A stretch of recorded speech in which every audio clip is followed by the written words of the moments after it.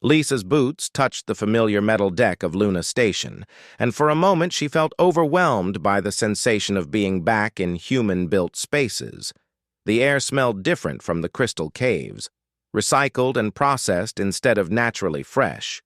The lighting was harsh and artificial compared to the soft glow of living crystal formations. Behind her came HFY, moving carefully on legs that had been specially adapted to function in human standard gravity. The crystal being's body caught and reflected the station's lights, creating rainbow patterns on the walls that made several human observers gasp in wonder. "Welcome back to human space, Commander Carter," said Admiral Kate Morrison, stepping forward with a mixture of relief and uncertainty on her face. "We have many questions." "I'm sure you do," Lisa replied, noticing how the Admiral's eyes kept drifting to HFY and the other alien representatives emerging from the ship. "And I have many answers. But first, I want you to meet my friends." Lisa gestured to HFY, who moved forward with grace despite the unfamiliar environment.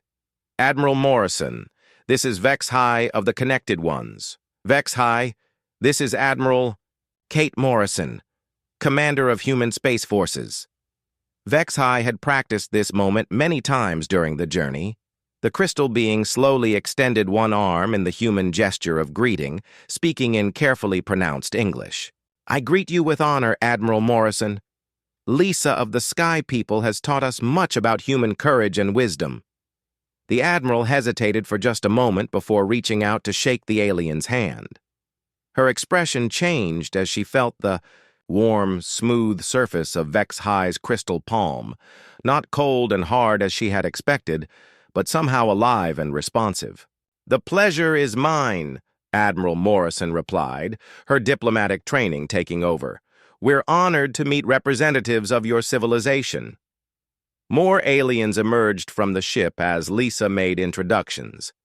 Kethva flowed out in a form that shifted between crystal and liquid, drawing amazed stares from the human onlookers. Aquathes moved through a specially prepared water-filled channel, her blue form rippling with bioluminescent patterns that conveyed emotional states.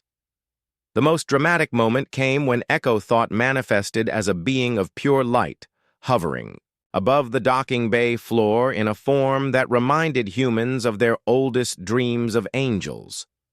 The energy being spoke directly into the minds of nearby humans, its words appearing as thoughts rather than sounds. "We bring greetings from the stars and hope for friendship between our peoples." Several humans stepped backward in shock, but Lisa had prepared for this reaction. "Don't be afraid," she called out. "Echo Thought communicates through directed thoughts, but it cannot read your minds without permission. It's like hearing a voice, not having your privacy invaded." Dr. Sarah Kim, Luna Station's chief scientist, was the first to overcome her initial fear. She approached Echo Thought with the curiosity that had driven her to become a researcher. "How are you doing this? Are you using some kind of technology to project thoughts?" "I am the technology," Echo Thought replied gently, its mental voice warm and reassuring. "My people are beings of organized energy. We think and speak through electromagnetic patterns that can interact with biological neural networks." The scientific implications hit Dr. Kim immediately. "You're a form of consciousness that exists as pure information. That's theoretically possible, but we never imagined it could be naturally occurring." "There are many forms of consciousness in the galaxy," Lisa explained. "Each species developed intelligence in ways that matched their physical nature. Crystal beings think through resonance and harmony.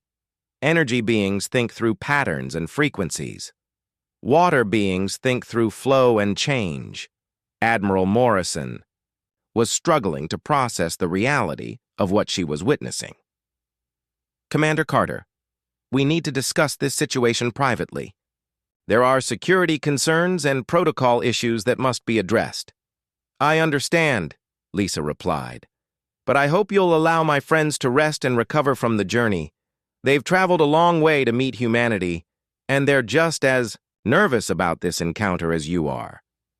Over the next several hours, Lisa found herself in a series of meetings with human officials who were trying to understand what had happened to her and what it meant for humanity's future. She told her story repeatedly, each time focusing on different aspects for different audiences. To the military leaders, she emphasized the peaceful nature of the Galactic Alliance and the advanced defensive technologies that made aggressive expansion unnecessary. To the scientists, she demonstrated alien technologies that solved problems human researchers had struggled with for decades. To the diplomats, she explained the complex politics of interspecies cooperation, but the most difficult conversation was with Captain Derek Stone. Lisa found him waiting in one of Luna Station's observation lounges, staring out at Earth through the large windows. He looked older than she remembered, with new lines around his eyes and gray in his hair that hadn't been there 6 months earlier. "Lisa," he said without turning around. "I'm sorry. I thought we were saving the ship and crew. I didn't know—" "You made the right decision with the information you had," Lisa interrupted. "I volunteered to stay behind, remember? And if you hadn't left when you did, none of this would have happened." Derek finally turned to look at her, and Lisa could see the guilt that had been eating at him for months. "You should hate me. I abandoned you on a hostile planet." "You saved me," Lisa corrected. "If the Phoenix Dawn had stayed, the crystal beings would have seen us as invaders who refused to leave. By departing, you showed them that humans could recognize when they weren't welcome. That's why they were willing to listen to me instead of just killing me." Derek's expression showed he didn't quite believe her. "How can you be so calm about this?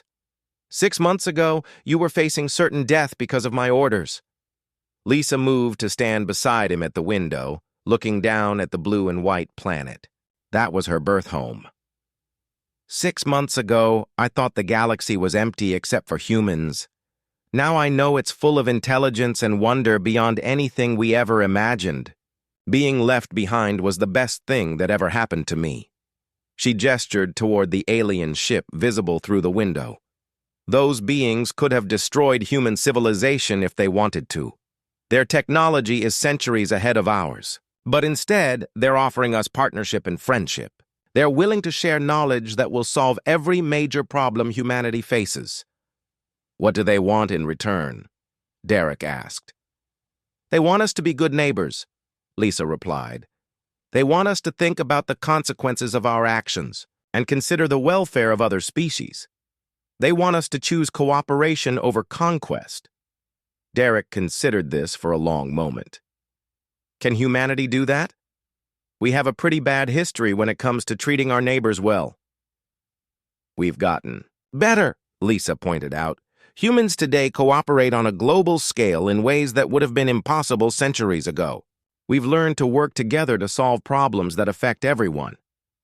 But we've never had to share the galaxy with alien species before," Lisa smiled. "We've been sharing it all along. We just didn't know it." The real test came 3 days later, when the Galactic Alliance's formal presentation was made to the assembled representatives of human government, military, and scientific communities. Lisa had worked with her alien colleagues to create a demonstration that would show both the benefits and responsibilities of galactic citizenship.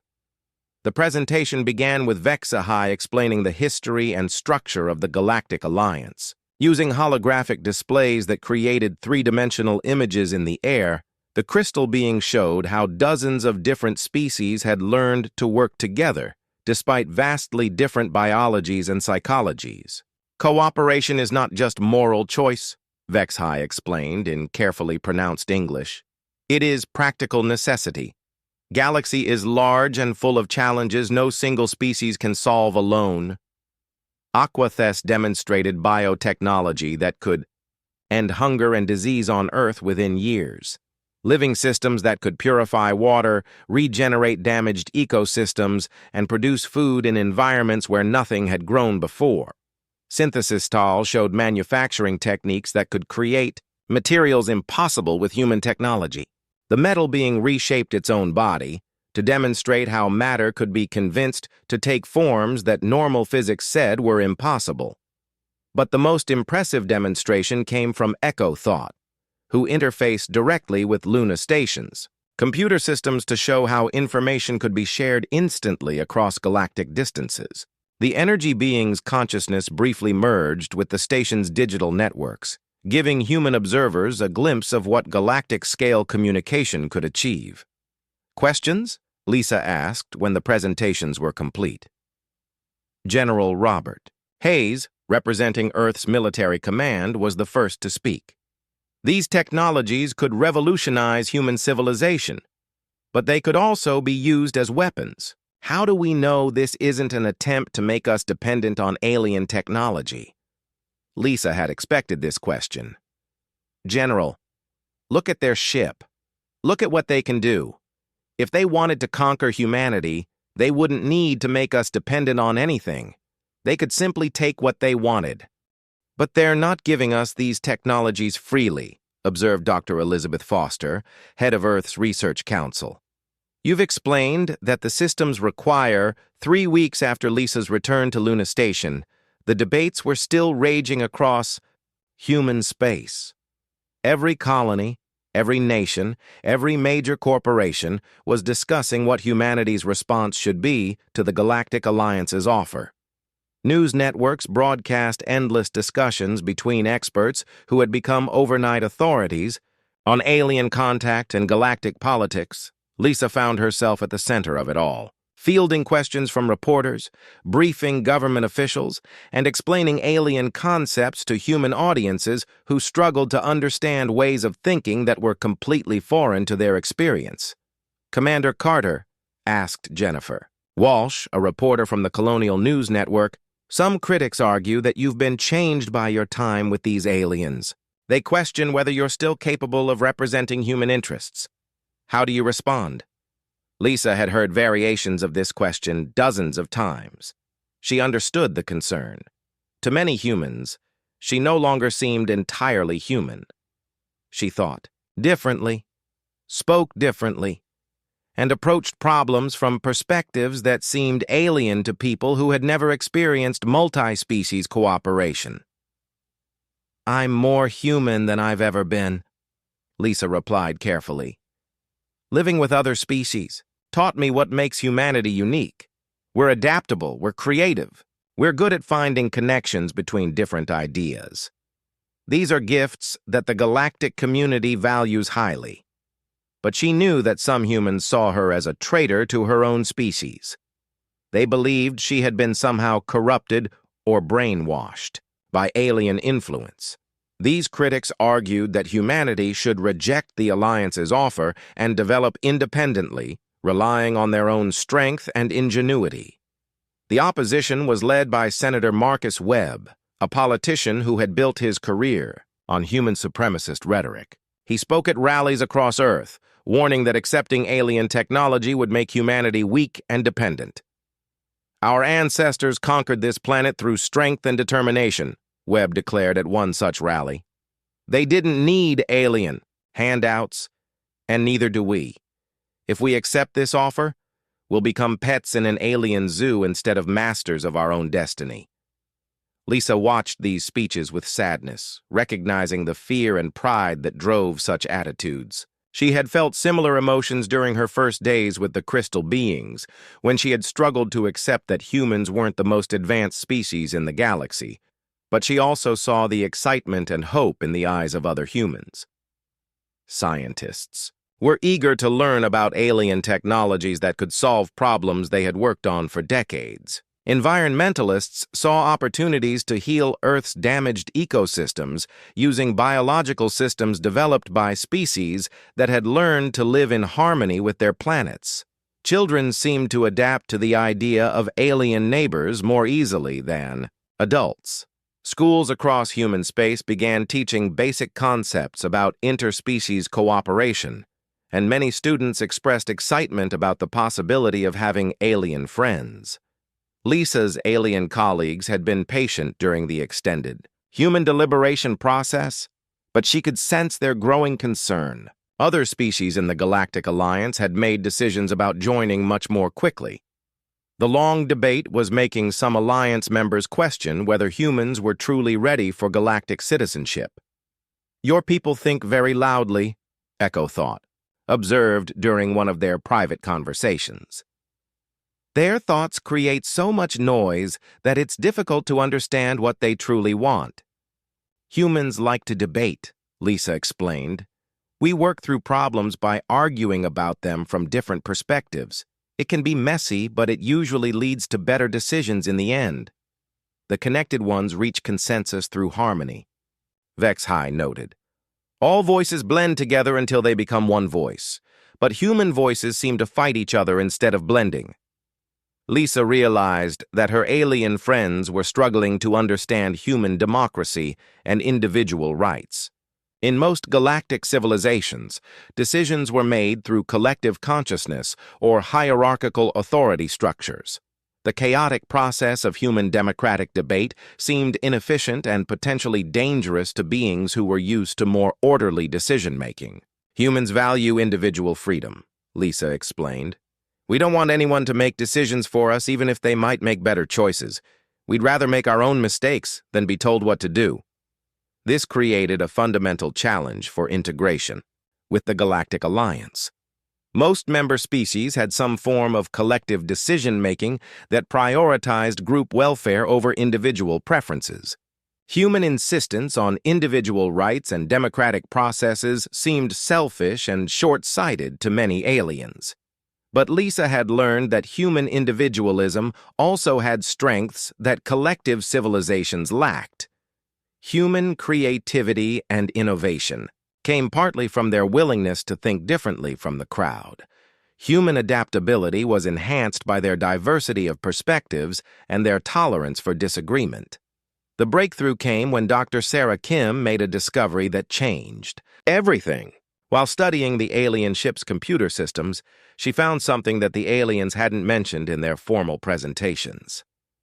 "Lisa, you need to see this," Dr. Kim called excitedly from her laboratory aboard the bridge between stars. "I've been analyzing the ship's memory banks, and I found records of other species that were offered membership in the Galactic Alliance." Lisa joined Dr. Kim at a workstation where holographic displays showed historical records from the Alliance's archives. "What did you find?" "Not every species accepted the Alliance's offer," Dr. Kim explained. "Some chose to develop independently, and the Alliance respected their decision. But here's the interesting part. The species that chose independence often developed technologies and perspectives that the Alliance didn't have. The records showed that independent species had sometimes made discoveries that benefited the entire galactic community. Their different approaches to problems had led to innovations that collective species hadn't considered. The Alliance isn't trying to control us, Lisa realized. They're trying to learn from us. Human independence and creativity are exactly what they need to keep growing and developing. This revelation changed the entire debate. Instead of seeing the Alliance's offer as a threat to human autonomy, people began to understand it as recognition of human value. The aliens weren't trying to make humans dependent. They were trying to make humanity partners in solving galactic-scale challenges. Lisa presented this discovery to the Human Leadership Council that had been formed to make the final decision about the Alliance's offer. The council included representatives from every major human government, military organization, and scientific institution.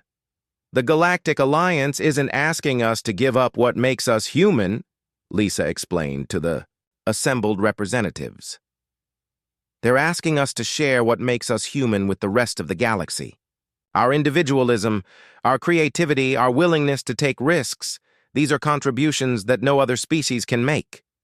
Admiral Morrison nodded slowly. "So we're not being invited to join as junior members. We're being invited as partners who bring unique strengths to the Alliance." "Exactly," Lisa confirmed. "The Alliance has learned that diversity makes them stronger. They want human perspectives because we think about problems differently than any other species they've encountered." General Hayes, who had been one of the strongest skeptics, asked the crucial question. "What guarantees do we have that they won't try to change us once we're part of their alliance?" Vex-High, who had been listening quietly, answered with the patient tone that had become familiar to human ears. Change cannot be prevented. All species change as they grow and learn. But we do not seek to make humans like us. We seek to learn from how humans are different from us. The teaching technologies you've shown us, added Dr. Foster, they require cooperation, but they don't force conformity. We can still make our own choices about how to use them.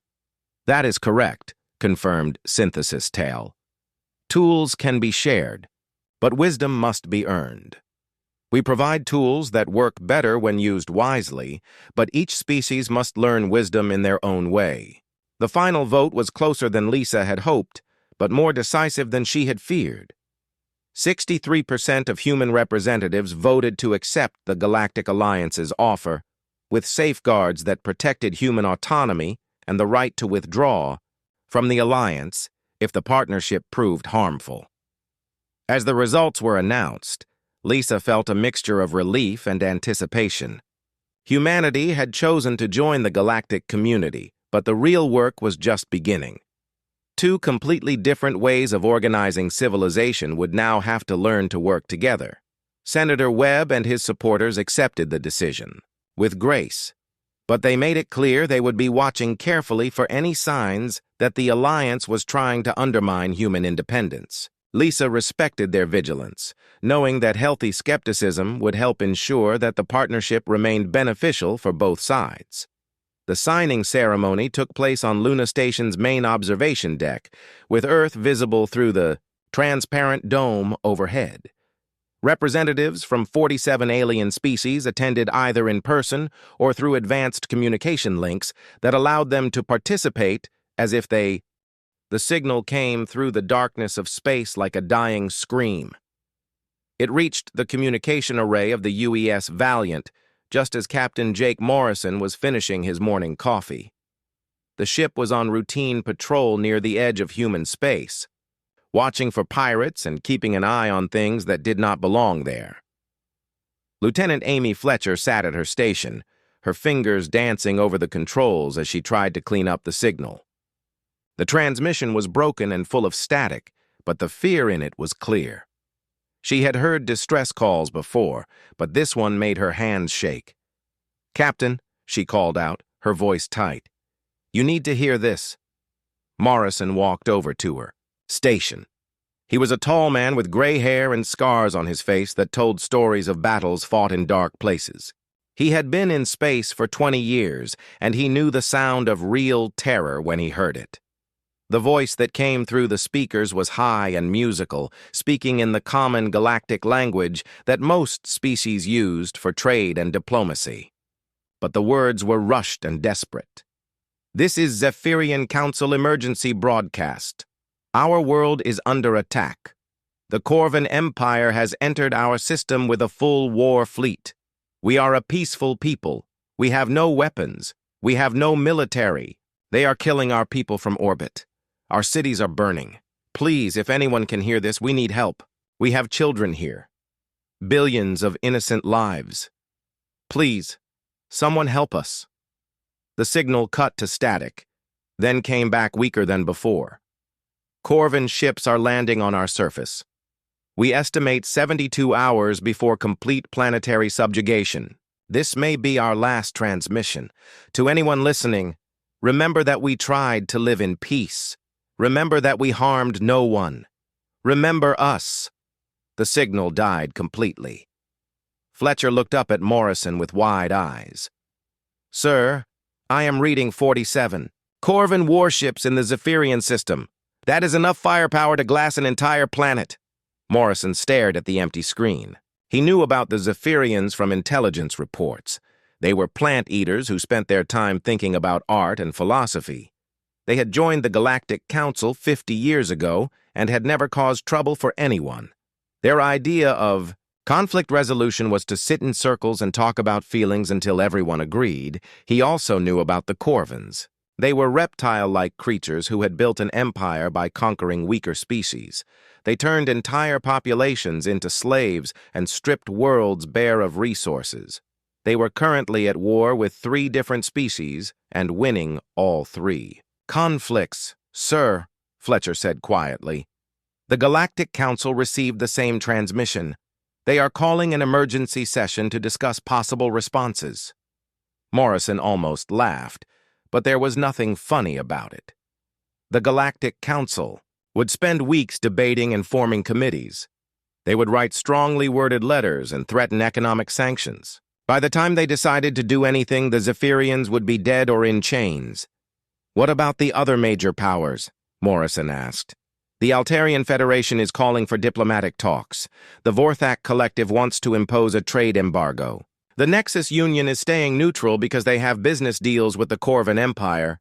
Morrison walked to the main view screen and stared out at the stars. Somewhere out there, billions of innocent people were dying while politicians argued about proper procedures. It was the same story he had seen played out a dozen times since humanity had made contact with galactic civilization. The other species thought humans were dangerous.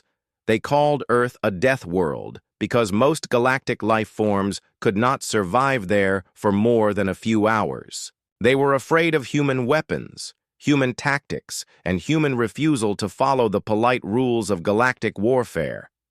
So humanity had been kept on the edges, watching, but not participating. The other species were happy to trade with humans for rare materials and exotic foods, but they did not want human ships in their space or human soldiers in their wars. Morrison made his decision. "Fletcher, send a message to the Zephyrian system. 2 words only. Help coming." Fletcher looked surprised. "Sir, we do not have authorization to engage in military operations outside human space. This could start a diplomatic incident." "Send." "The message," Morrison said again. Fletcher hesitated for a moment, then typed the message into her console. "Message sent, sir." "Good. Now get me Admiral Grant at Human Command. Priority Alpha Channel." "Sir, what are your intentions?" Morrison turned away from the view screen and looked at his communication officer. Amy Fletcher was young and smart and believed in following proper procedures.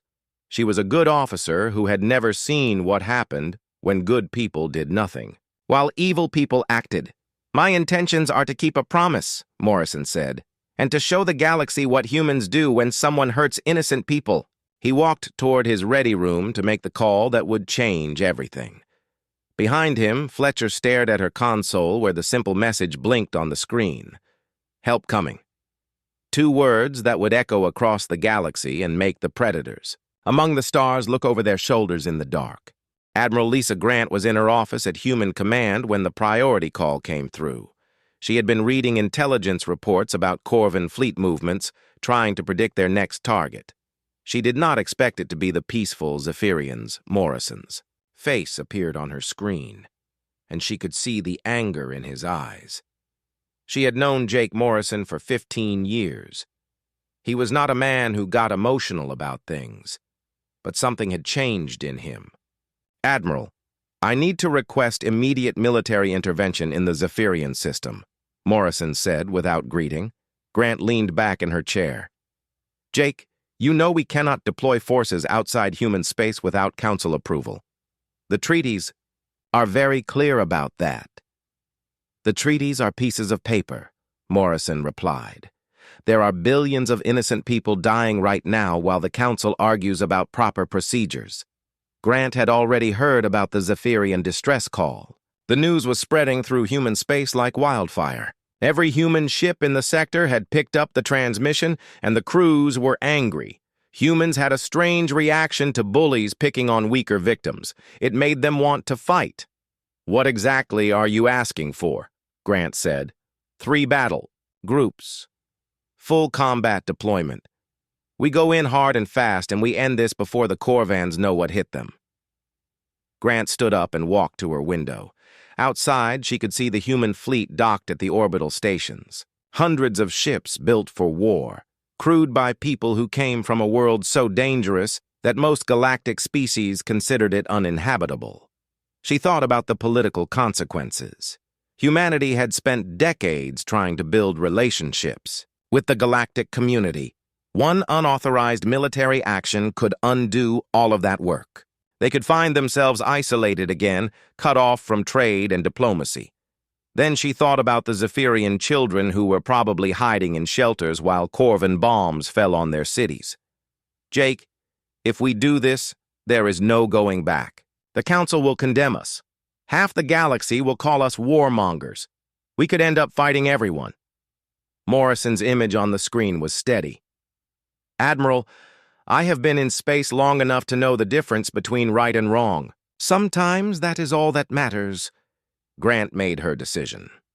She turned back to her desk and activated her command console. All fleet commanders report to Briefing Room 7 in 30 minutes. Priority Alpha. All shore leave is canceled effective. Immediately. All ships prepare for deep space deployment. She looked back at Morrison. Jake, you get your battle groups. 3 fleets, full combat load, departure in 6 hours. Morrison nodded. Thank you, Admiral. Do not thank me yet. We are about to start a war that could get us all killed.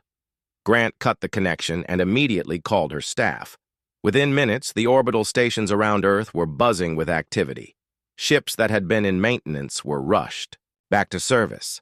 Crews that had been on leave were recalled by emergency signals. Weapons were loaded and supplies were gathered. Colonel Ryan Hayes got the call while he was having dinner with his family. He kissed his wife goodbye and told his children he would be back soon, knowing he might be lying. His assault Marines were the best soldiers humanity had ever produced, trained to fight in environments that would kill normal humans. Major Kate Phillips was running combat exercises when her communicator buzzed. She looked at the message and smiled grimly. Her special operations teams had been waiting for a chance to show the galaxy what human soldiers could do when they stopped playing by other people's rules. Engineer Chief Ben Torres was working on a new weapon system when the call came. He had been trying to improve human railguns for months, pushing the technology beyond safe limits. Now he would have a chance to test his modifications in real combat. Dr. Helen Park was in her laboratory, studying alien biology when she got the message.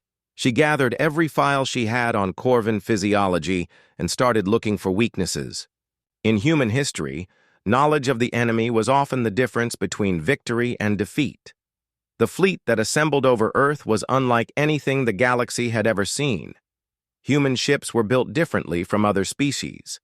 They were smaller, faster, and much more heavily armed.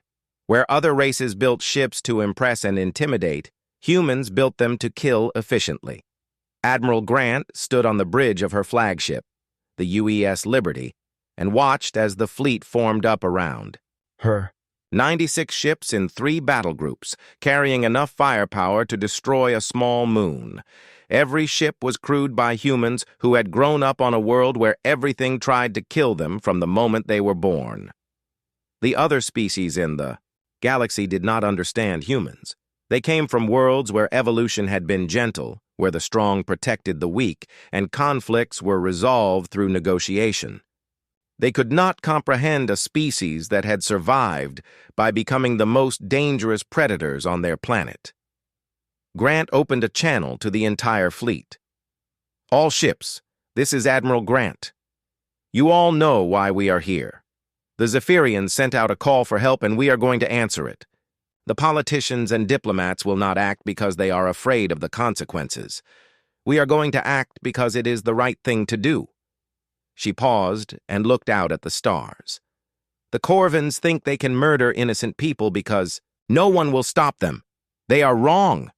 We are going to show them what happens when humans decide to fight. We go in silent, we hit hard, and we do not stop until every Corvan ship in that system is scrap metal. The fleet began to move, 96 ships accelerating toward the edge of human space, their crews preparing for battle. They traveled in complete radio silence, their stealth systems engaged to avoid detection. To any observer, it would look like empty space moving through the dark. Behind them, Earth continued its slow rotation, unaware that its children were about to announce to the galaxy that humanity would no longer stand by and watch innocents die. The journey to Zephyrian space would take 18 hours at maximum speed. In 18 hours, the galaxy would learn why other species called humans Deathworlders, and why that name should have been a warning instead of an insult. The human fleet dropped out of hyperspace at the edge of the Zephyrian system like ghosts materializing from the void.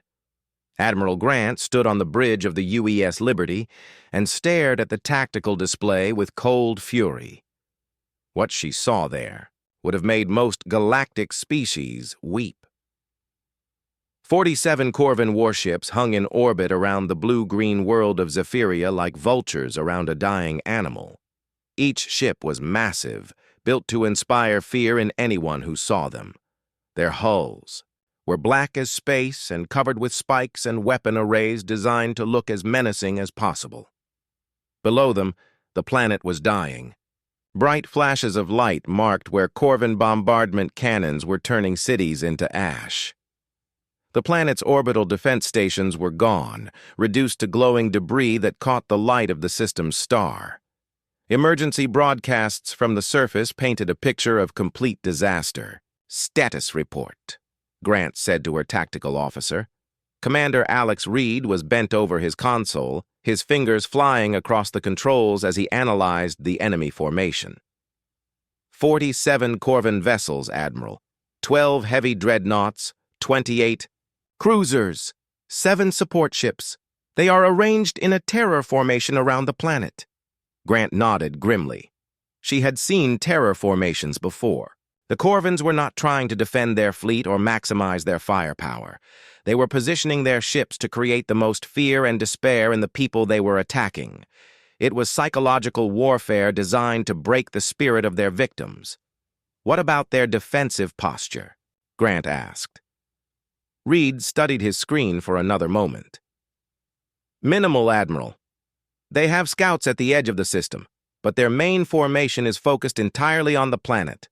They are not expecting any significant opposition.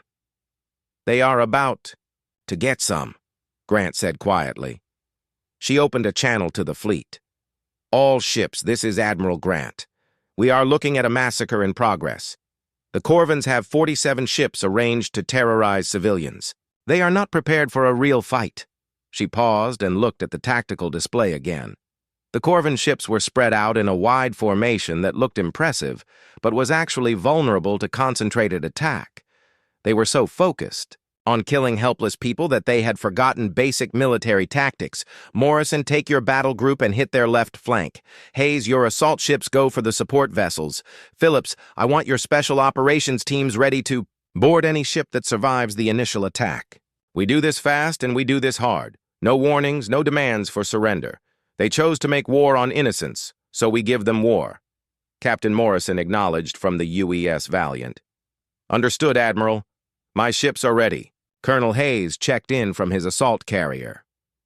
"Marines are locked and loaded, Admiral. We will take their support ships apart," Major Phillips confirmed from her stealth cruiser. "Special ops team standing by. Any ship we board will not be leaving this system." Grant looked at her own crew. They were young men and women from Earth, trained from childhood to survive in an environment that would kill most galactic species within hours. They had the patience of persistence hunters and the ruthlessness of apex predators. "Reed, what do you know about Corvin tactics?" Grant asked. "They prefer intimidation over actual combat, Admiral. Most species surrender when they see the size of a Corvin fleet. When they do fight, they rely on their superior numbers and firepower to overwhelm opponents. They have never faced an enemy that fights back effectively." Grant smiled, but there was no warmth in it. "They have never fought humans before." She studied the enemy formation one more time. The Corvins had made the mistake of thinking that everyone would fight the way they did, with lots of noise and ceremony and attempts to look impressive. They did not understand that humans had evolved on a world where looking impressive got you killed by something uglier but more deadly. "All ships prepare for attack. We go in silent running until we are within weapons range. No communications, no identification signals, no warnings. We are persistence hunters, and those are our prey." The human fleet began to accelerate toward the Corvin formation. Their ships were smaller than the enemy vessels, but they were built for efficiency rather than intimidation. Human weapons were designed to kill, not to frighten. Human tactics were based on what worked, not on what looked honorable. Lieutenant. Amy Fletcher was monitoring Corvin communications from her station on the UES Valiant. What she heard made her sick. The Corvin commanders were discussing how to divide up the Zephyrian population for slavery. They were arguing about which ships would get the healthiest specimens and which would have to settle for the injured survivors. "Captain," she said to Morrison, "they are talking about the Zephyrians like they are livestock." Morrison's face was stone. "Copy that, Fletcher. Make sure you record everything. I want the galaxy to hear what these monsters say when they think no one is listening." The human ships moved through space like sharks through dark water. They had turned off all unnecessary systems and were running on minimal power to avoid detection. To the Corvin sensors, they would look like asteroids or space debris until it was too late. Grant watched the range to target counting down on her display. 5 million kilometers. 4 million. 3 million. The Corvins still had not noticed them. At 2 million kilometers, one of the Corvin scout ships finally detected something unusual. An alert went out across their fleet, but it was confused and uncertain. The scanner operator was reporting multiple contacts, but they did not match any known ship configurations. At 1 million kilometers, Admiral Grant gave the order that would change everything. "All ships, this is Grant. Light them up." The human fleet opened fire simultaneously. 96 ships unleashed everything they had at the enemy formation. Railgun rounds traveling at a significant fraction of light speed punched through Corvin. Shields like they were not there. Plasma torpedoes turned armored hulls into molten metal. Particle beams cut through enemy ships like knives through paper. The Corvins had never experienced anything like it. Their enemies usually announced themselves and demanded surrender. They gave speeches about honor and justice. They followed the rules of civilized warfare. Humans did not follow those rules. They followed the rules of survival, and the first rule was simple: kill the predator before it kills you. The attack lasted exactly 3 minutes and 17 seconds. When it was over, 12 Corvin ships were dead in space, and the rest were in full panic mode. Their perfect terror formation was broken, and they were scrambling to reorganize and fight back. But the humans were just getting started. The second wave of the human attack came before the Corvins could recover from the first. Captain Morrison led his battle group in a devastating follow-up strike that turned the enemy's confusion into complete chaos. His ships moved like a pack of wolves, coordinating their attacks with deadly precision. The UES Valiant fired its main railgun at a Corvin dreadnought that was trying to turn toward the human fleet. The tungsten rod, accelerated to 12% of light speed, punched through the enemy ship's armor plating and tore through its internal structure like it was made of paper. The dreadnought broke apart in a shower of sparks and atmosphere. Lieutenant. Amy Fletcher watched the destruction on her screen with grim satisfaction. "Target destroyed, Captain. That was their fleet commander's ship." Morrison nodded. "Good. Target the next largest vessel. I want their command structure completely eliminated." The Corvins were trying to fight back, but their weapons were designed for intimidation rather than effectiveness. Their plasma cannons could level cities from orbit, but they were too slow and clumsy to hit the fast-moving human ships. Their missile systems relied on sheer numbers rather than accuracy, and human point defense systems were cutting their volleys to pieces. Colonel Ryan Hayes was leading the assault on the Corvin support vessels. His Marines used drop pods to board enemy ships, a tactic that terrified most galactic species.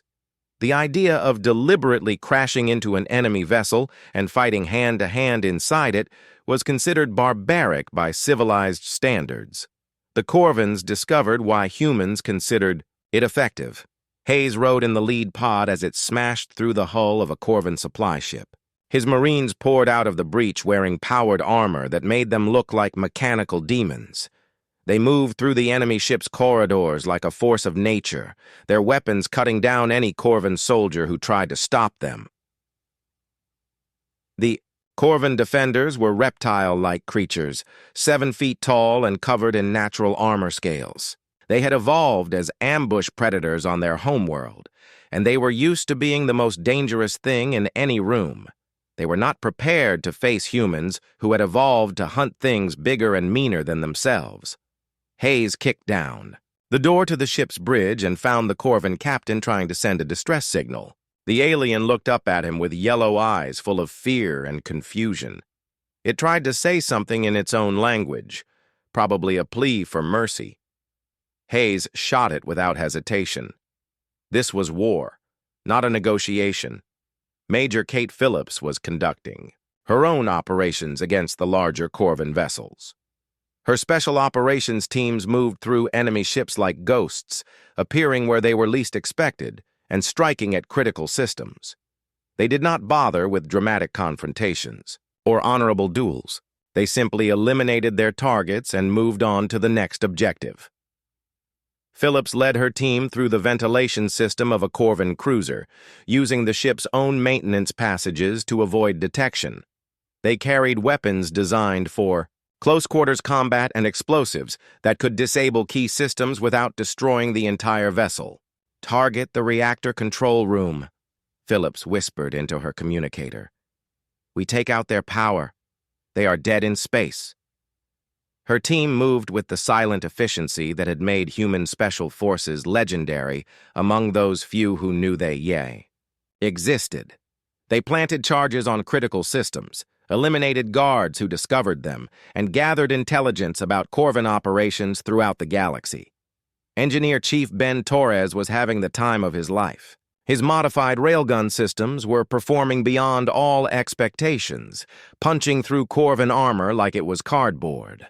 The weapons were operating at power levels that would have terrified safety inspectors, but Torres had never cared much about manufacturer specifications.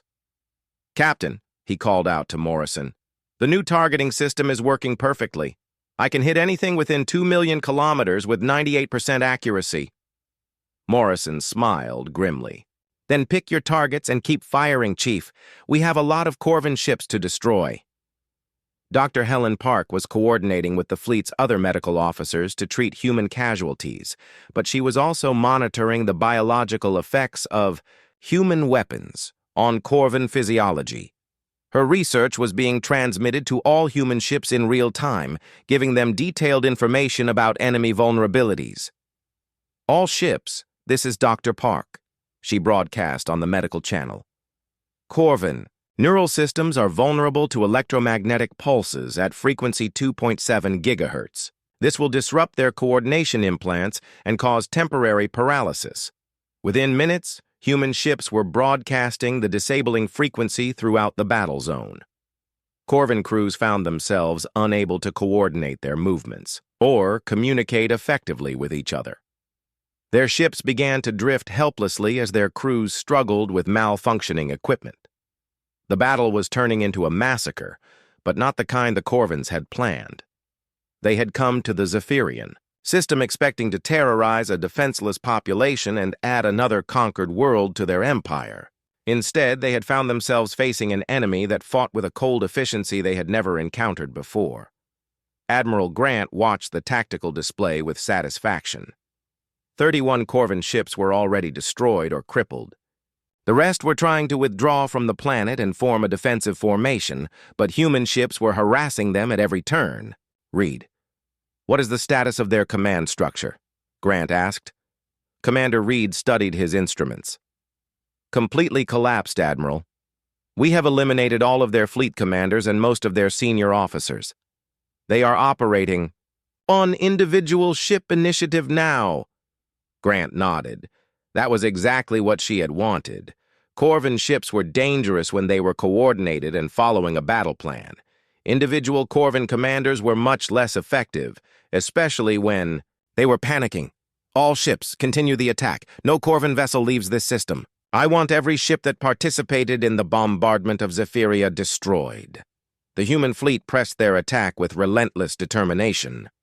They moved like hunters who had cornered their prey, showing no mercy and accepting no surrender. The Corvins tried to broadcast pleas for negotiation, but the humans responded with weapons fire.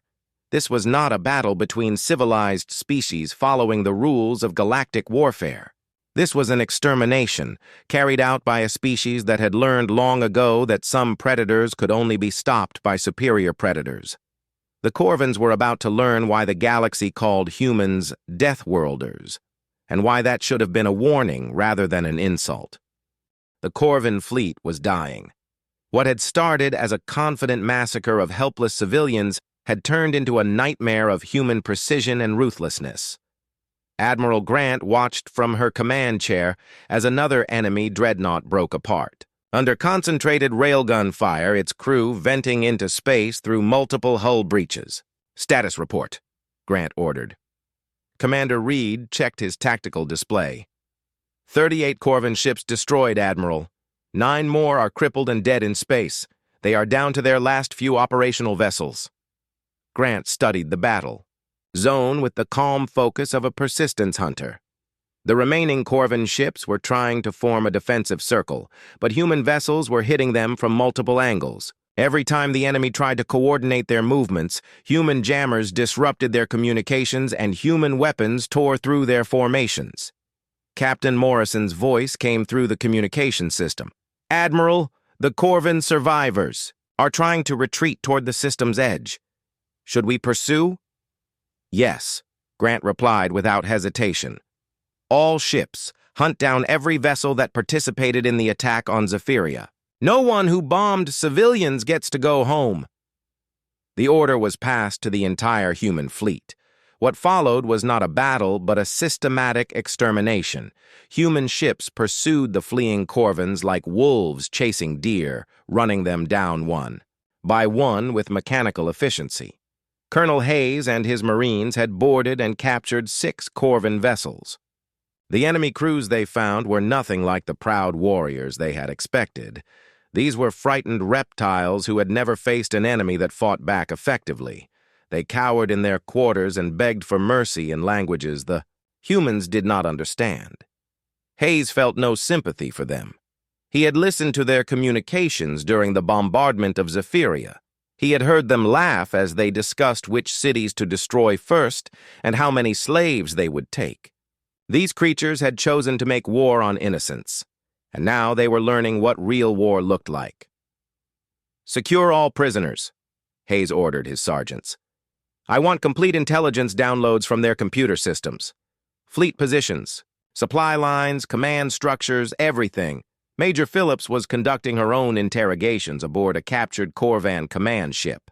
The enemy officers she questioned were terrified of her in a way that went beyond simple fear of death. They seemed unable to comprehend how humans could fight with such cold efficiency while still protecting the innocent. One Corvan commander, his scales pale with shock, tried to explain galactic warfare customs to Phillips through a translation device. "Your species violates all accepted protocols," he said in broken galactic standard. "Where are your challenges? Where are your demands for honorable surrender? This is not how civilized beings conduct war." Phillips looked at him with dead eyes. "We are not civilized beings," she said simply. "We are Deathworlders, and you just found out what that means." Engineer Chief Torres was pushing his modified weapon systems beyond all safety limits. His railguns were firing at rates that should have melted their barrels, but he had reinforced them with materials that did not officially exist. Every shot was finding its target, and every target was being destroyed. "Captain Morrison," Torres called out over the internal communication system, "I am reading massive structural failure in the target vessel. That last shot went completely through their armor and hit their reactor core."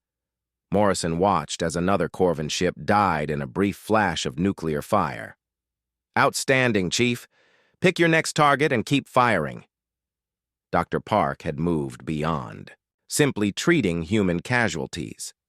She was now actively participating in the battle by providing real-time biological analysis of enemy weaknesses.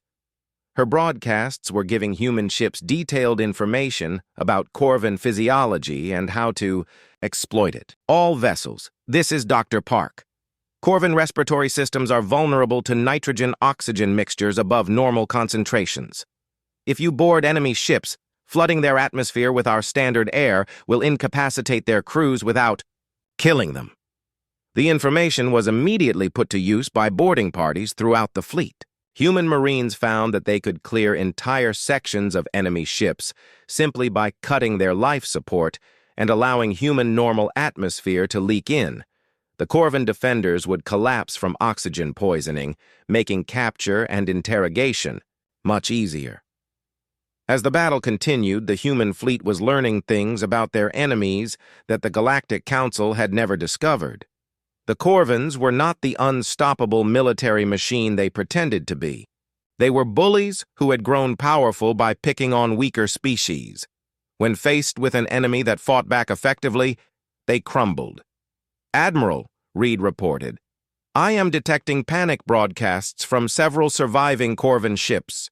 They are trying to contact their home fleet and report what is happening here." Grant made a decision that would echo across the galaxy. "Jam all outgoing communications. I do not want word of this battle reaching Corvan space until we are ready."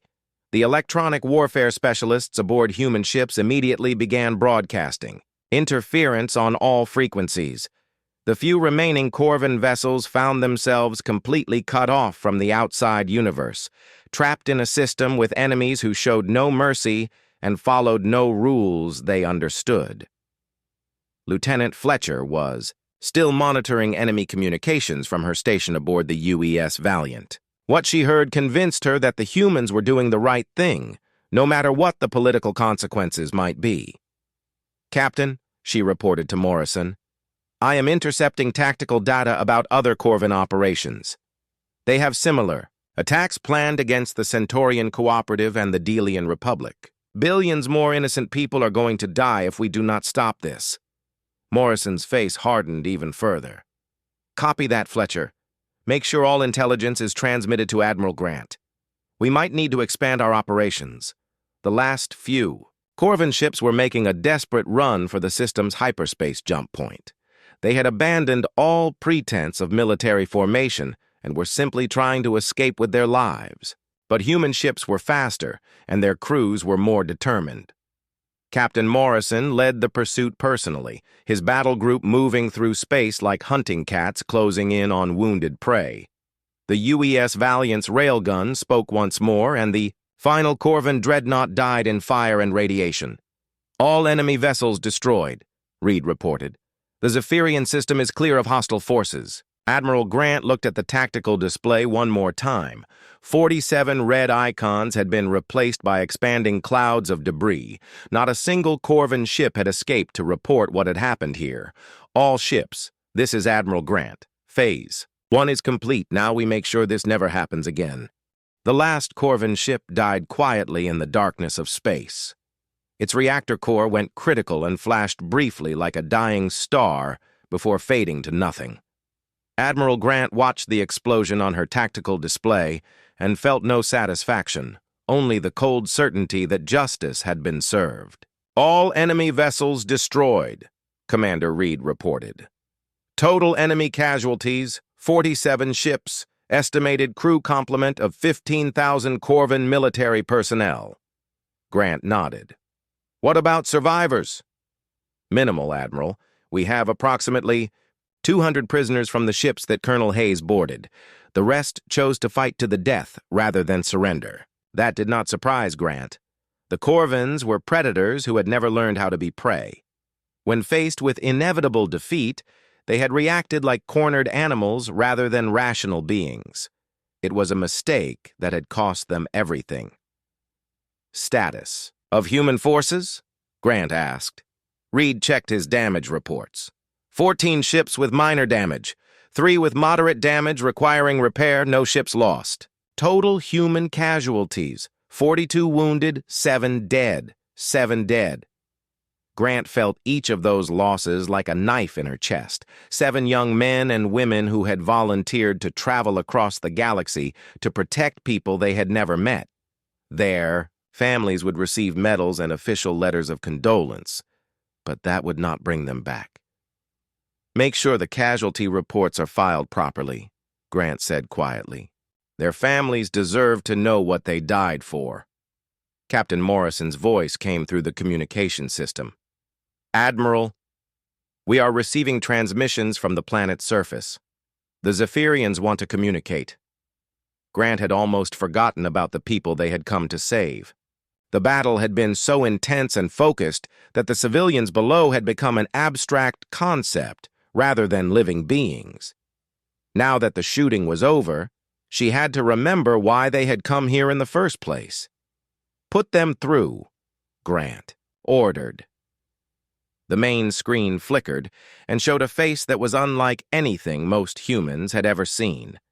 The Zephyrian was tall and thin, with skin that had a greenish tint and large eyes that seemed to hold depths of ancient wisdom. Its features were delicate and peaceful, the face of a being that had never known violence until today. "Unknown vessels," the Zephyrian said in heavily accented Galactic Standard. "We do not know who you are, but you have saved our world. The Corvin ships are gone. Our cities are no longer burning. We owe you a debt that can never be repaid." Grant felt uncomfortable with the gratitude in the alien's voice. She had not come here for thanks or rewards. She had come because it was the right thing to do, and because humans did not stand by while innocents were slaughtered. "This is Admiral Lisa Grant of the Human Defense Force," she replied. "We received your distress call and responded." "How many casualties did you suffer?" The Zephyrian's large eyes filled with tears. "Millions are dead, Admiral Grant. Entire cities were destroyed before you arrived. But billions more are alive because of your intervention. We had given up hope. The Galactic Council told us they were forming committees to study the situation." Grant felt a flash of anger at the mention of the Council. While they had been debating and forming committees, innocent people had been dying. It was exactly the kind of bureaucratic cowardice that made her sick. "We are sending medical supplies and emergency aid to your surface," Grant said. "Our doctors will help treat your wounded." "Admiral," the Zephyrian said hesitantly, "may I ask what species you represent? We have never seen ships like yours or witnessed such effective military action." "We are humans," Grant replied simply. "We come from a world called Earth." The Zephyrian's eyes widened in recognition. "Humans, the Deathworlders. We had heard stories, but we thought they were myths. Your reputation in the galaxy is that of dangerous primitives who should be avoided." Grant smiled grimly. "Our reputation is about to change." She cut the connection and turned to her staff. The battle was over, but the real work was just beginning. The human fleet had just committed an act of war against the Corvin Empire without authorization from any galactic authority. The political consequences would be severe. Major Phillips reported in from her captured Corvin command ship. "Admiral, we have completed our intelligence gathering. The data we recovered shows that the Corvins have similar operations planned against 12 other peaceful species. This was not an isolated attack." Grant absorbed this information with growing anger. The Corvins were not just raiders or pirates.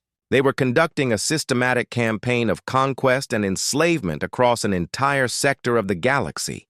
The attack on Zephyria was just one small part of a much larger operation. "What about their home fleet?" Grant asked. "Based on the tactical data we recovered, the Corvin Empire has approximately 300 warships divided into 6 battle fleets. They are currently engaged in operations against the Altarian Federation and the Nexus Union. 300 ships.